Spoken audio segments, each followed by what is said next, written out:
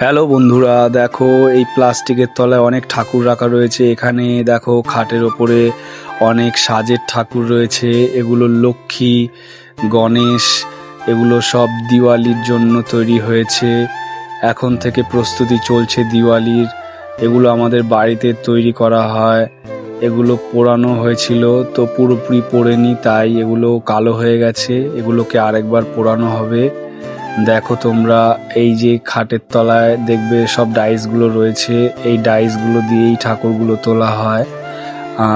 এই ঠাকুরগুলো অনেক দূরে যাবে, তো এখন এগুলো খাটে সাজানো রয়েছে। দেখো এগুলো পোড়ানো হয়ে গেছে, তাই এগুলো পেটির ভেতরে রাখা হয়েছে।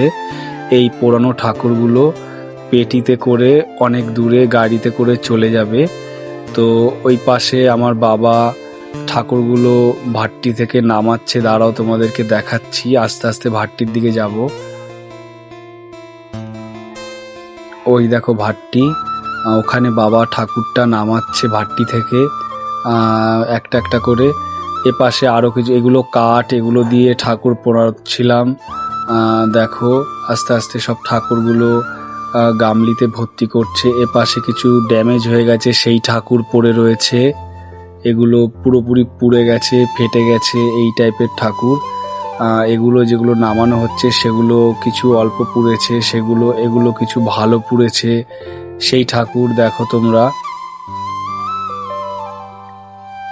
ওখানে দাঁড়াও, তোমাদেরকে কাছ থেকে দেখাচ্ছি। আমার বাবা একটা একটা করে ঠাকুর ঝেড়ে নিচ্ছে। ছাই, এখানে খড়ের যে ছাই, সেই ছাইগুলো ঝাড়ছে। এই দেখো কিছু পুড়েছে, এ পাশের ঠাকুরগুলো একদম পোড়েনি। এগুলোকে সেই জন্য নামিয়ে নেওয়া হচ্ছে পুনরায় পোড়াবার জন্য।